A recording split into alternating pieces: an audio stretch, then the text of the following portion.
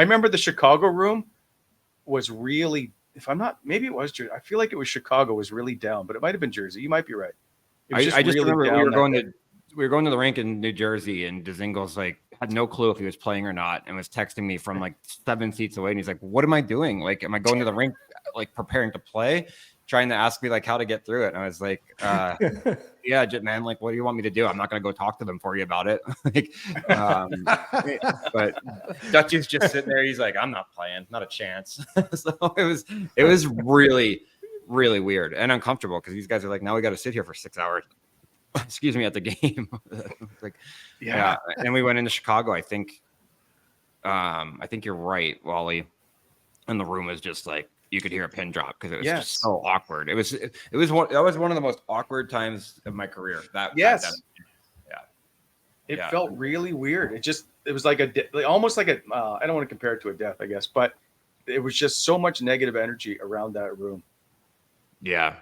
It was bad. The other time too, when Pajot was getting traded, he got traded while we were in Columbus because I remember I was supposed to be coming back at that time, and I remember finding out I wasn't going to be playing that night, and then going down to his room to say goodbye because he's like, "I'm out of here. I just signed the contract and I'm leaving."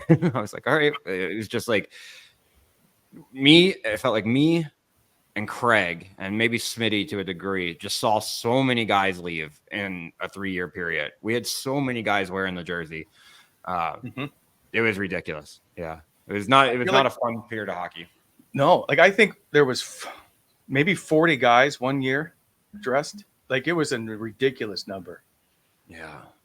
And then what do you call that era of the Sens when there was just all that change? The dark days. For that. I remember Boro coming to me and he's like, he's like, "I think you and I should kind of address the team here." And we're looking around and I'm like, "Look how young these guys are." There's so many that are just getting called up for a game here and game there. And Boro and I were like, "Guys, like, listen, the deadline's beyond us now. Like, there's not going to be any more change. This is what we have in the room.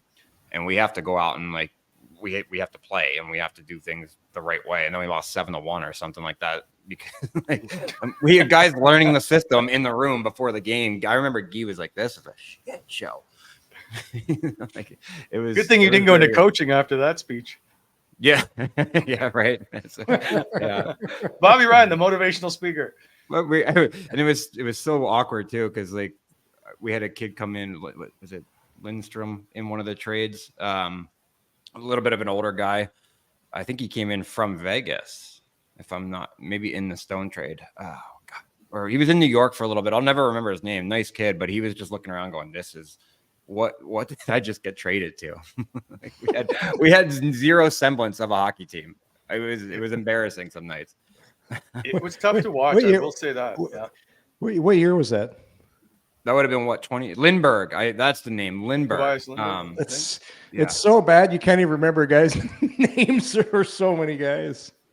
Would have been 20.